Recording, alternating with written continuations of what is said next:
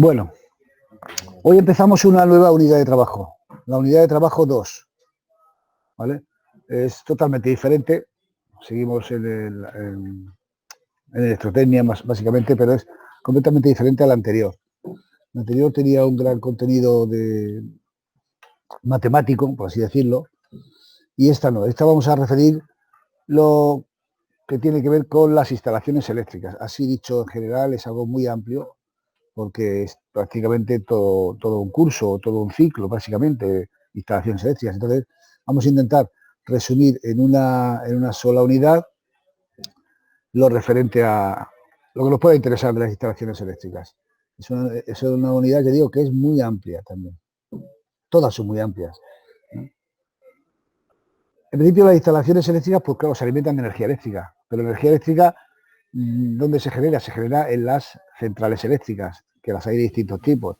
Tenemos centrales eléctricas hidráulicas, térmicas, incluso centrales eléctricas nucleares, ya solares también. Bueno, distintos tipos de centrales eléctricas. De algún modo, toda la red eléctrica en España está anillada, que quiere decir que están todas interconectadas, ¿vale? Entonces, por ejemplo, falta hay un problema en alguna línea, pues entra otra y así sucesivamente, de manera que tienen todas una interconexión, de algún modo, incluso interconexión con Francia y Portugal. Esa energía eléctrica se transporta en redes hasta nuestras viviendas. Entonces, como se genera a cientos, miles de kilómetros, bueno, pues es necesario preparar un sistema que pueda transportar esa energía eléctrica. Nosotros en nuestras viviendas tenemos una tensión de 230 voltios, en las industrias 400 entre fases y tal. Entonces, si en las centrales eléctricas se generara la energía eléctrica a esa tensión, no llegaría a nuestras casas, porque la misma resistencia de los conductores, tantos y tantos kilómetros, acabaríamos a los pocos kilómetros quedarnos sin tensión por la caída y las pérdidas. Entonces lo que se hace es elevar la tensión, transportar la energía eléctrica a tensiones elevadas. Con ello se consiguen dos cosas. Se consigue que las pérdidas durante el camino sean menos significativas, porque si perdemos por el camino 1.000, 2.000, 3.000 voltios y lo hemos elevado a 400.000, pues realmente es poca la caída de tensión que hay. Y al mismo tiempo se consigue reducir la intensidad de corriente, porque ya hemos visto en la unidad 1 que la intensidad, la potencia y por tanto la energía eléctrica, en este caso la potencia sería la tensión por la intensidad, por otros factores, raíz de 3 y demás, pero la tensión por la intensidad. Entonces, si yo para una misma potencia subo la tensión, la intensidad tiene que bajar necesariamente. Entonces, con eso conseguimos que circule menos corriente por los conductores, con lo cual los conductores pueden ser más finos. ¿Vale? Por tanto, la energía eléctrica, su transporte, se transporta a elevadas tensiones. Y hay distintos niveles. Por ejemplo, en la central eléctrica se puede generar energía eléctrica pues a 15.000 o 20.000 voltios aproximadamente, ¿vale? Pero inmediatamente al salir de la central se eleva esa tensión hasta los aproximadamente 400.000 voltios. Y en esa tensión se transporta a grandes distancias. Son estas grandes torretas que vemos cuando viajamos, que son enormes, ¿no? Tienen además dos vanos, son 6 hilos, entonces está repartida también cada una de las fases, y transportan la red a 400 kilovoltios. Esto se llama la red de transporte, ¿vale?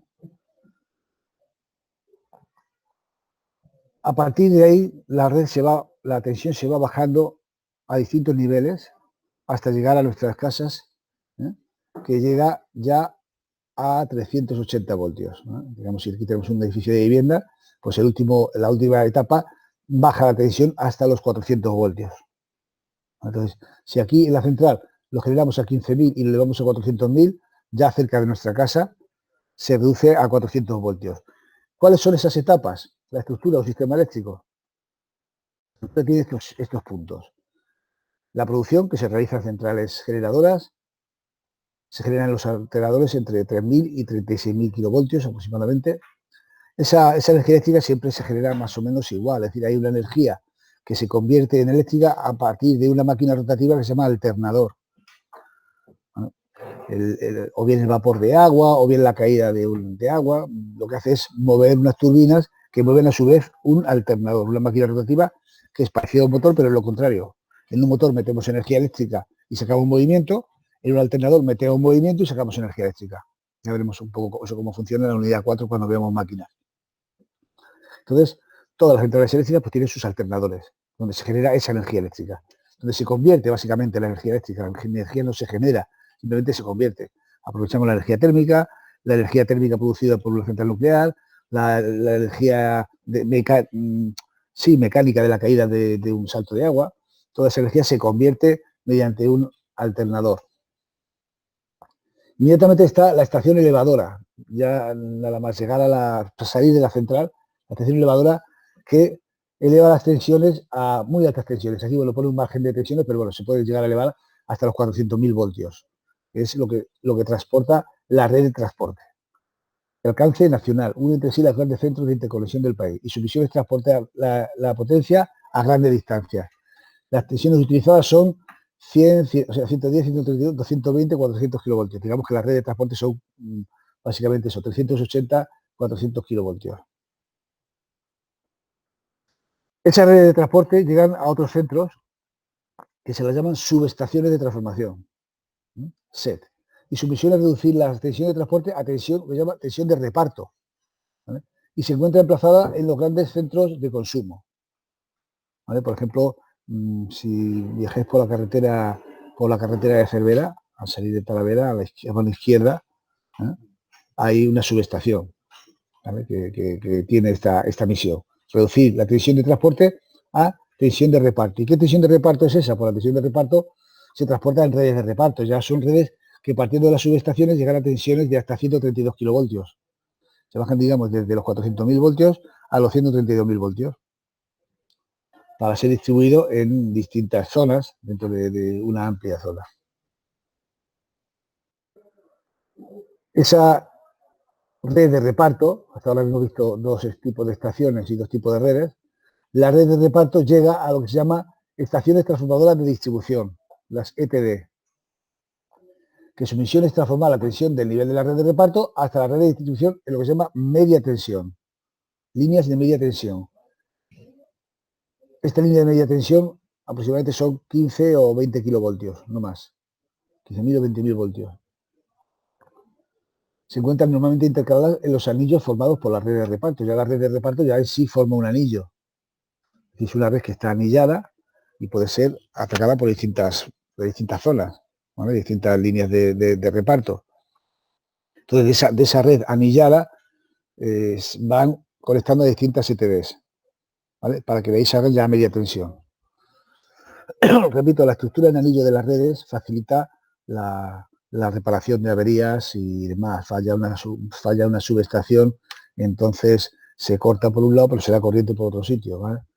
Por eso muchas veces cuando hay varios fallos así, se producen luego fallos en cadena, porque se sobrecargan las estaciones que quedan, ¿vale? Pero bueno, es un sistema eficiente para que no se quede una zona sin luz durante muchísimo tiempo. Hay un corte, bueno, pues damos alimentación por otro lado. La red de distribución de media tensión, en torno, ya digo, a los 15-20.000 voltios aproximadamente. Son redes muy malladas, también muy anilladas entre sí, que cubren la superficie de un gran centro de consumo, por ejemplo, una población, una gran industria, una urbanización. Entonces, unen las estaciones transformadoras de distribución con los centros de transformación. Es precisamente en los centros de transformación, en los CT, donde se produce una conversión importante, porque la tensión de media tensión pasa a baja tensión. Y la red que hasta ahora ha sido a 3 hilos, no es necesario transportar el neutro. Ahí ya sí que necesitamos el neutro, porque ya en baja tensión necesitamos la red trifásica con neutro. Normalmente, por lo tanto, los CTs tienen una conexión del transformador que en el primario, a la entrada, está en triángulo y a la salida está en estrella. Ya veremos eso de primario y secundario, y cómo realmente, en qué se basa, en qué criterio técnico se basa esa transformación de tensión. Porque obviamente la ventaja de la corriente alterna, que por eso fue la que más se implantó, al principio de todo, en el siglo XIX, pues al principio del siglo XX había una especie de lucha entre Edison y Tesla por la corriente continua y la corriente alterna, ¿vale? Pero al final predominó Tesla, a pesar de que tiene mayor publicidad Edison y tal, pero bueno, pero al final se impuso la corriente alterna porque la corriente alterna tiene una gran facilidad para ser transformada, sus parámetros. La corriente alterna es fácil transformar la tensión, ¿vale? Si va una corriente continua no se puede transformar la tensión con facilidad, ¿no? Sin pérdida de energía. Entonces, bueno, pues hay una máquina que es el transformador que convierte la energía eléctrica alterna con unos parámetros de tensión e intensidad en otros parámetros de tensión e intensidad. Eso lo veremos ya en la unidad 4. Entonces, bueno, pues por eso es por lo que tenemos corriente alterna en la vivienda, posiblemente, y no corriente continua. Entonces, los centros de transformación lo que tienen la misión de reducir de media tensión, ya digo, a baja tensión. Su salida ya son las líneas de distribución de baja tensión públicas, que van por las calles subterráneas, la mayor parte de ellas, algunas van todavía aéreas, y que van distribuyendo la energía eléctrica a cada uno de los abonados. Ya digo, distribuyen en 3 fases y neutros, y cuando hacemos un contrato de suministro con energía eléctrica, pues alimentamos de esa red de distribución, que es la red de distribución de baja tensión. A partir de ahí hay toda una reglamentación eléctrica que regula cómo tienen que ser todas las instalaciones de baja tensión, que es el reglamento electrotécnico de baja tensión. Hay también un reglamento de alta tensión, ¿vale? Y hay un reglamento de baja tensión que es el que la referencia legal para todas las instalaciones eléctricas en baja tensión. Iremos hablando de ese reglamento. Es un documento de referencia para todo técnico electricista. Gráficamente veis ahí un poco la estructura, ¿veis? Un poco cómo es la central. De la central siempre sale a la estación elevadora, la redistribución de transporte, entre 110 y 380 kilovoltios, la subestación de transformación que pasa a la red de reparto, de la red de reparto la estación transformadora pasa a la redistribución en media tensión, y de media tensión ya sale, ¿veis? Aquí a 4 hilos a red de distribución de baja tensión y a los clientes. ¿Vale? Un poco esa es la cadena. Es la cadena que os tendréis que saber porque será uno de los puntos claves a lo mejor para algún examen o demás. ¿En cómo consiste la red de transporte? ¿Qué misión tiene la subestación de transformación? Ese tipo de cosas. Bien, otro gráfico donde se expresa también la estructura, sobre todo la estructura de la distribución de energía eléctrica desde media tensión, donde está el centro de transformación y ya salen los 4 conductores, 3 fases y neutro. Hay que decir que en los centros de transformación el neutro va conectado a tierra, ¿no? El propio centro de transformación tiene su propia tierra, siempre va conectado a tierra en el neutro, y luego nuestra vivienda también tiene una tierra aparte. Ya hablaremos de los sistemas de instalación de tierra que se emplean y la que se emplea en la red de distribución pública española. Y llegan, pues, dependiendo si es un abonado único, pues le llega a lo mejor la fase y el neutro. Pero si es un edificio de vivienda, le llegan las 3 fases y el neutro para que luego se repartan entre cada uno de los propietarios, entre cada uno de las viviendas, las 3 fases. Otro esquema, en este caso unifilar, ¿no? Recordad el esquema unifilar, una sola fila y se ponen las 3 líneas alternativas. Donde tenemos también la red de distribución de media tensión, que es el símbolo del transformador, donde están los centros de transformación, y la red de baja tensión. Bueno, pues suponiendo que tenemos aquí la vivienda, en esta parte, esa es la parte de la red de distribución de baja tensión, estas son las acometidas, y esta parte es la instalación de enlace que vamos a pasar a describir.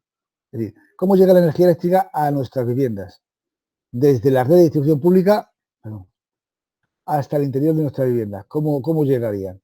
Pues llega a través de una acometida, ¿vale? Y luego a través de toda una instalación de enlace para llegar aquí a nuestra vivienda, ¿vale? Entonces vamos a ver qué partes tiene esa instalación de enlace junto con la acometida. Y vamos a definir cuestiones también conceptuales que tenemos que conocer y saber. Instalaciones de enlace. Se denomina instalación de enlace aquellas que unen la caja general de protección o cajas generales de protección, incluidas estas, con las instalaciones interiores o receptora del usuario. Convencerán, por tanto, en el final de la acometida y terminan los dispositivos generales de mando y protección. Vamos a ver lo que he dicho ahí, está un poco aquí.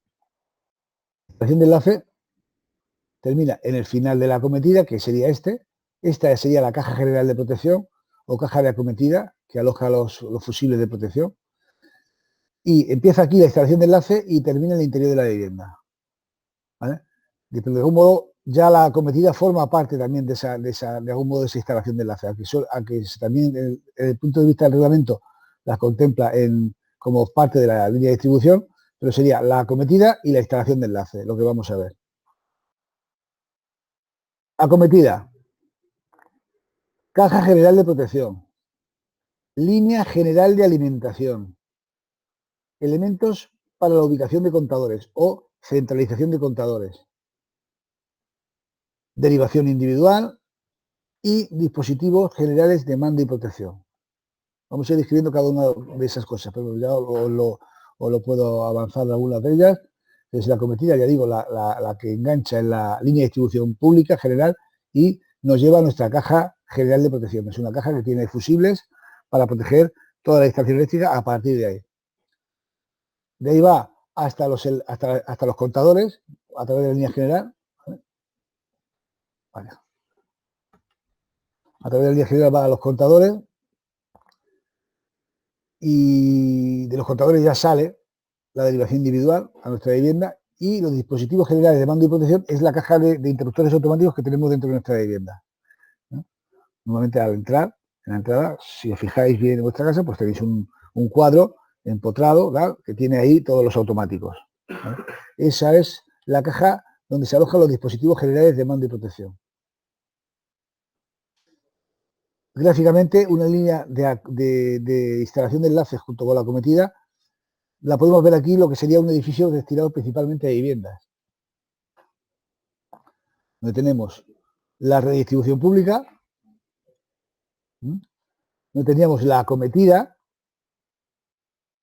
donde tenemos la caja general de protección, la línea general de alimentación, la centralización de contadores, el procedimiento para los contadores, la o las derivaciones individuales y luego ya los dispositivos generales de mando y protección. Fijaos bien que también hay aquí, figura aquí a la derecha, algo que llamamos ICP, que ya normalmente no se pone, porque ya ese control lo hacen los contadores digitales, pero el ICP es un interruptor de control de potencia. Es también de un automático, un magnetotérmico, de la misma naturaleza que habéis puesto en estos primeros montajes, pero la misión de ese interruptor no es proteger, sino es controlar la potencia contratada.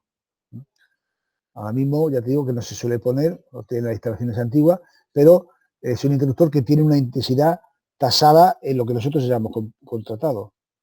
Por ejemplo, si hemos contratado 3.000 vatios, pues tiene unos 15 amperios, ¿vale? Para que no nos pasemos de ese consumo, de los 3.000 vatios, 3.300 vatios.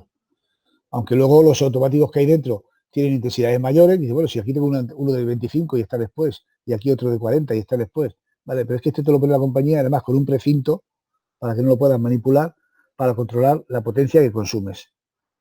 ¿De acuerdo? Entonces, bueno, ya básicamente no se tiene control sobre ese interruptor, no lo hacen caso, porque ya realmente los contadores digitales llevan ese control.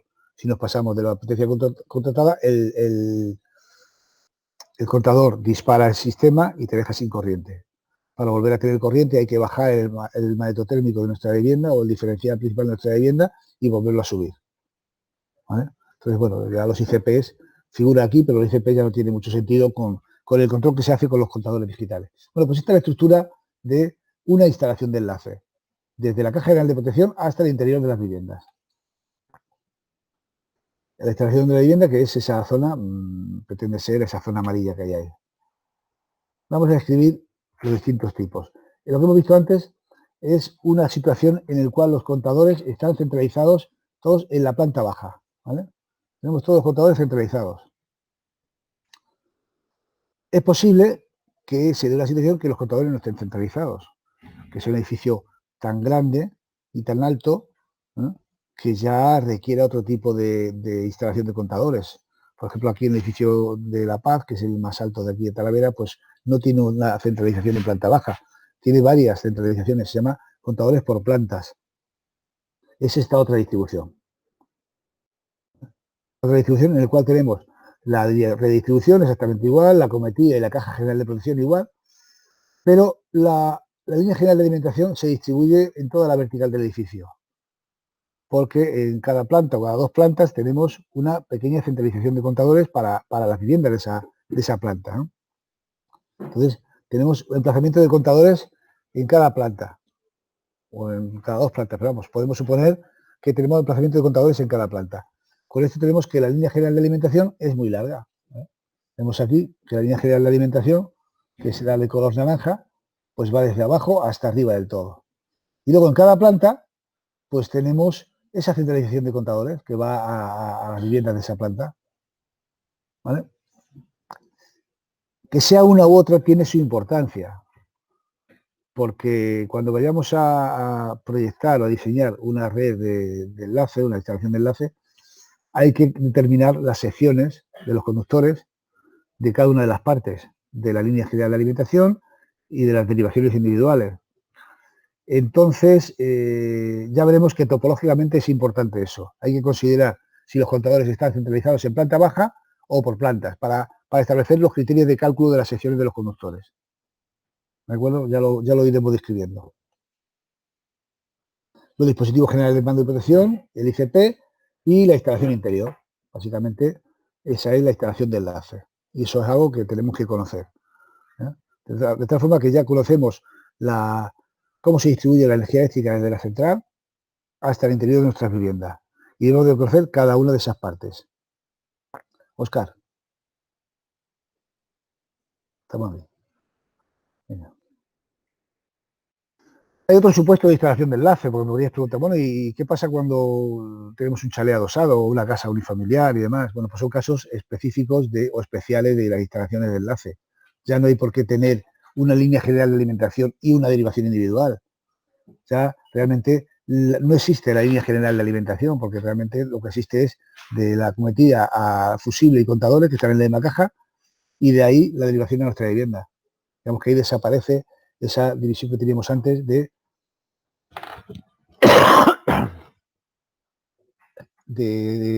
línea general de alimentación y de derivación individual, ¿eh? Y es cuando tenemos supuestos para un usuario o para dos usuarios. Es estos casos que os estoy diciendo. Una vivienda unifamiliar o un caso de chalet adosado que a lo mejor comparte la misma caja, ¿no? Entonces, ahí la red de enlace está distribuida de otra forma. Tenemos esas 8 partes, de algún modo, bueno, 8 partes, realmente en negrita es la parte interesante, que es la red de distribución, que es el 1, que es la parte de abajo, la cometida también, el fusible de seguridad y el contador, que está todo en la misma caja, ¿no? El fusible de seguridad y el contador está todo en la misma caja, todo esto, el 3 y el 4. La caja para el control, para el interruptor de control de potencia y los dispositivos generales de protección también están en la misma caja, ya dentro de la vivienda.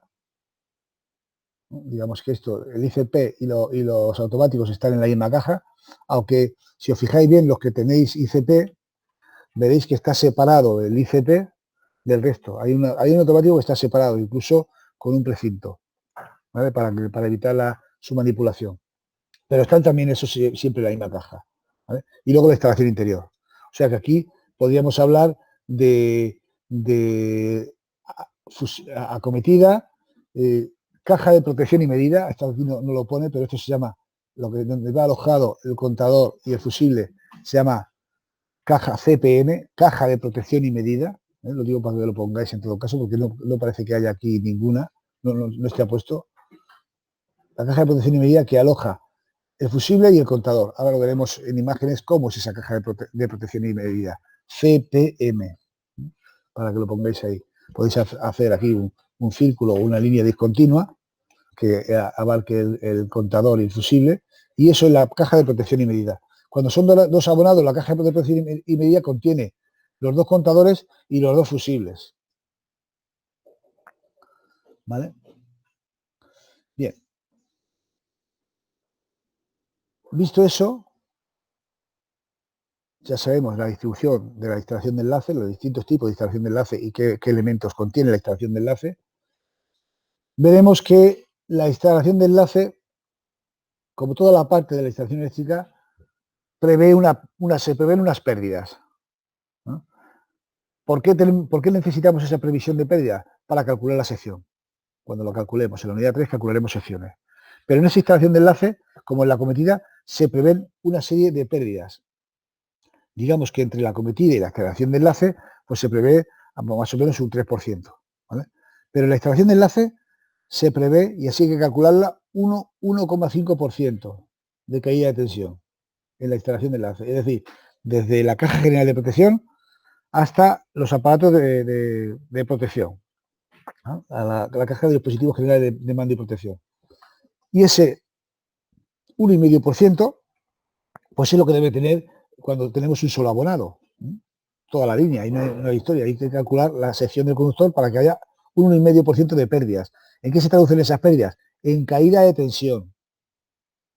Entonces, cuando analicemos las pérdidas de energía en la red eléctrica, lo que estamos analizando realmente es la pérdida de tensión, la caída de tensión.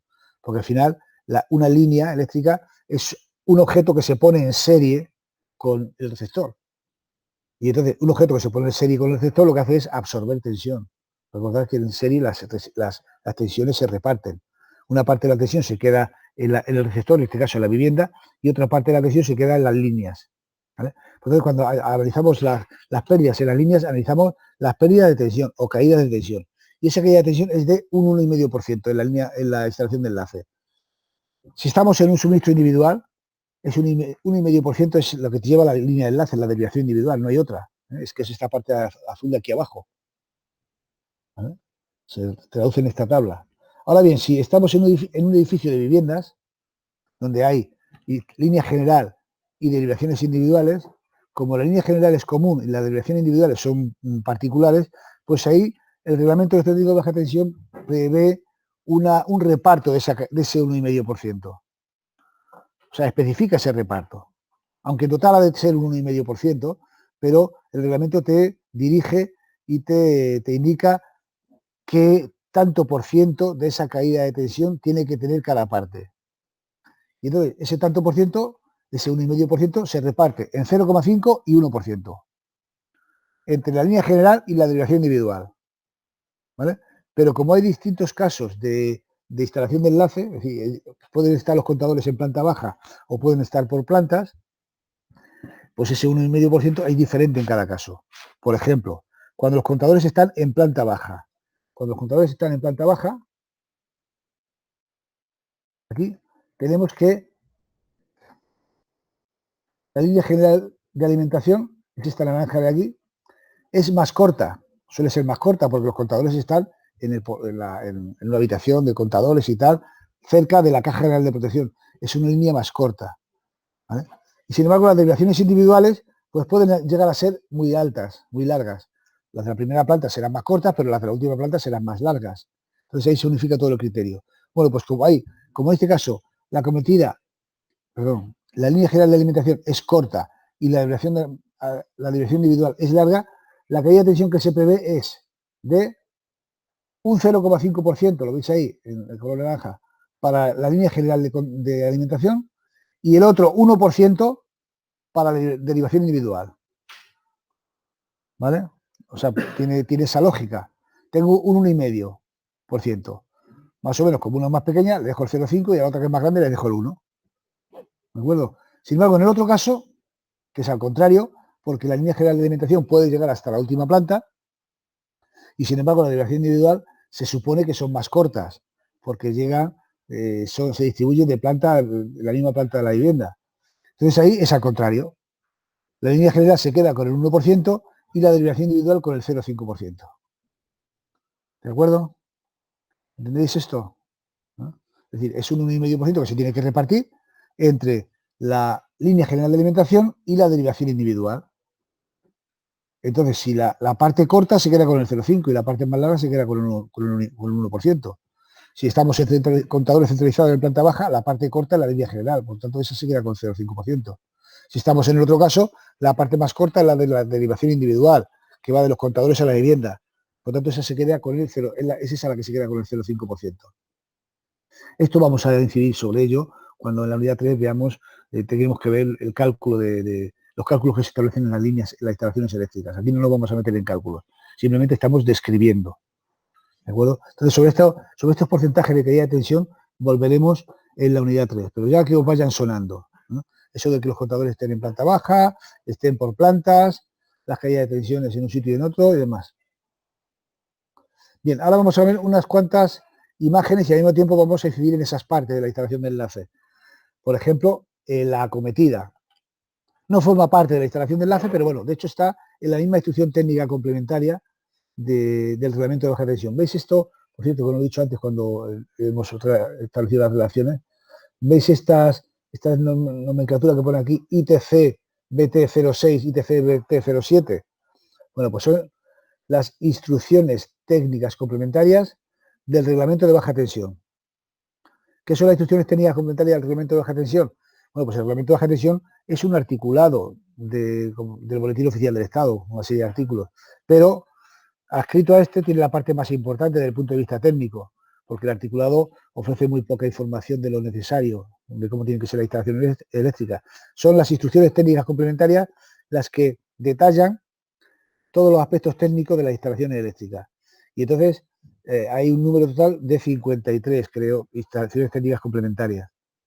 Y cada instrucción técnica complementaria se encarga de un apartado, ¿vale? Bueno, pues entonces estas son las instrucciones técnicas complementarias, la 06 y la 07, se refieren a las instalaciones de acometidas aéreas y subterráneas. La 06 para instalaciones aéreas y la 07 para instalaciones subterráneas, de la acometida concretamente. Por eso, cuando hago referencia a algo que tiene que ver con el reglamento, incluyo estas referencias de aquí, ¿eh? Yo tengo, de hecho, un enlace, no sé si saldrá o no saldrá, no porque es el disco. Porque yo en Drive me parece que tengo colgado un reglamento de baja tensión tipo web para que se pueda. Eso está algo anticuado porque ya han salido algunas instrucciones nuevas, sobre todo con esto de las cargas de coches eléctricos y demás. Pero bueno, es una forma de acudir a ellas. Yo lo que os sugiero, si vuestra intención es moveros en este mundo de las instalaciones eléctricas y demás, bueno, pues que os agenciéis un reglamento de baja tensión, ¿no? Es un documento de referencia para establecer y saber cómo son las instalaciones eléctricas y montarlas. A ver, Alejandro, ¿qué querías? ¿Perdón? Ya, sí, en PDF se lo puedes pasar. Yo ya te digo, lo tengo en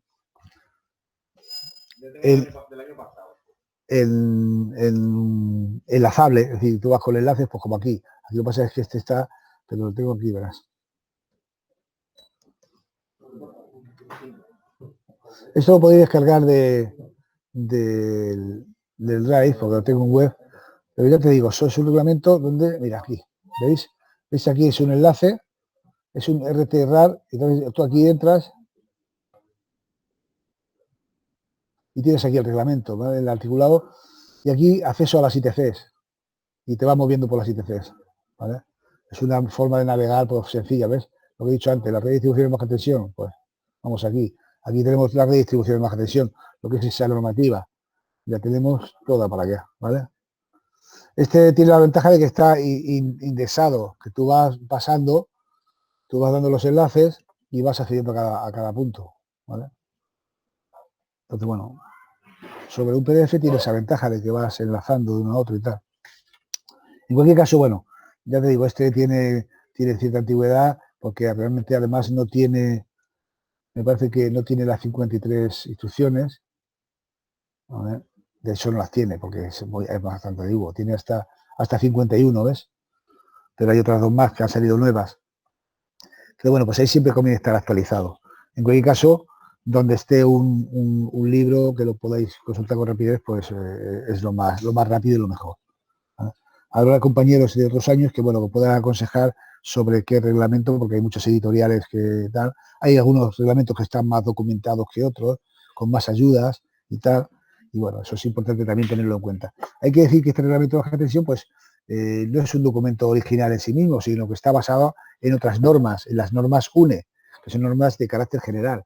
Y dentro de las normas UNE están las normas referidas a las instalaciones eléctricas. Es, digamos, un compendio, el reglamento de baja tensión, de todas esas normas UNE.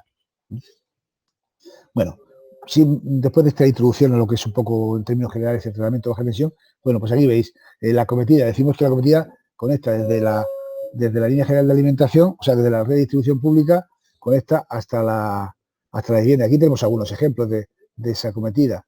¿Veis? Acometidas aéreas. Aquí fíjate esta que cortita es, porque esta es la caja de protección de una, yo creo que de una vivienda unifamiliar.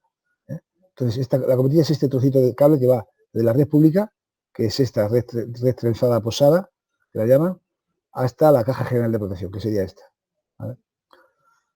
¿Veis cómo tiene grapas de conexión aquí? Estas son grapas de conexión, suelen ser grapas bimetálicas, porque la red pública está hecho con conductores de aluminio y nosotros normalmente las acometidas a partir de ahí ya se hacen con conductores de cobre. Entonces, el aluminio empalma muy mal con el cobre. Se producen desgastes, óxidos y malas conexiones. Entonces, para hacer esa conexión hace falta grapas bimetálicas de conexión, que tienen dos entradas, una para ponerlo en el aluminio y otra para ponerlo en el cobre. Además, a la hora de conectar esto aquí, pues hay que tener especial cuidado porque hay que hacerlo con corriente, ¿vale? Y además no hay que cortar la red posada porque dejamos sin corriente a toda la serie de vecinos, entonces hay que saber hacerlo esto también. Aquí tenemos otra muy antigua porque veis que va de una red aérea a una red aérea con cable desnudo, ¿veis? Con aquí las palomillas. Y luego de las redes aéreas pasamos a las redes subterráneas y mixtas. ¿Ves? Esta se considera una red mixta porque coge de la red subterránea y va hasta la caja de protección, ¿vale? Sería la acometida. Y aquí no se ve, en la red subterránea simplemente vemos lo que sería un armario, una caja de protección y medida para dos abonados, uno de los casos que hemos visto anteriormente, con sus dos contadores y sus dos fusibles, y su caja de conexión. La caja de conexión esta va por aquí una red trifásica que puentea aquí, que se conecta aquí y continúa, y de aquí cogemos una fase y un neutro, ¿vale? Realmente de aquí se cogen dos fases, uno para cada abonado, y se cogería el neutro también. Pero sería una red subterránea. La cometida no se ve aquí, pero realmente la cometida pues, formaría parte de esto. No es realmente una cometida aquí. La cometida es realmente esto, por definición, estos conductores que hay aquí. Porque la red de distribución aquí conecta y sale. Entonces aquí no es tal la cometida. Simplemente es una red subterránea que debe responder a esta normativa, la ITC BT07.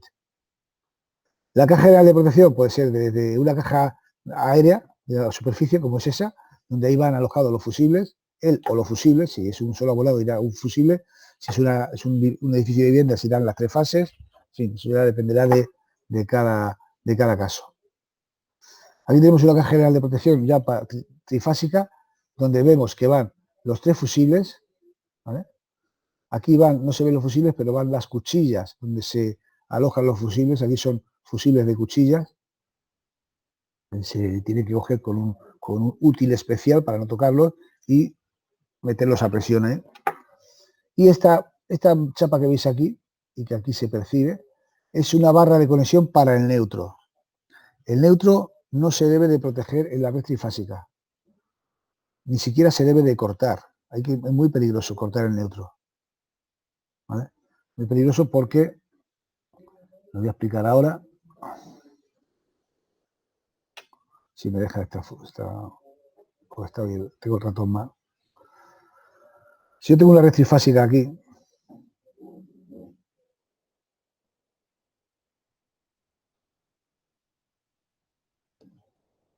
vaya, ¿vale? Y supuestamente tengo aquí dos viviendas, por ejemplo, vamos a poner vivienda A y otra vivienda aquí. Con dos viviendas me basta para que veáis el problema que tiene el neutro, que no lo he puesto. Tenemos aquí la línea 1, línea 2, línea 3 y el neutro. Bueno, pues la línea A, por ejemplo, se alimenta de la fase 1, la vivienda A, y se alimenta también del neutro. Y la vivienda 2 se alimenta, por ejemplo, de la fase 2 y del neutro.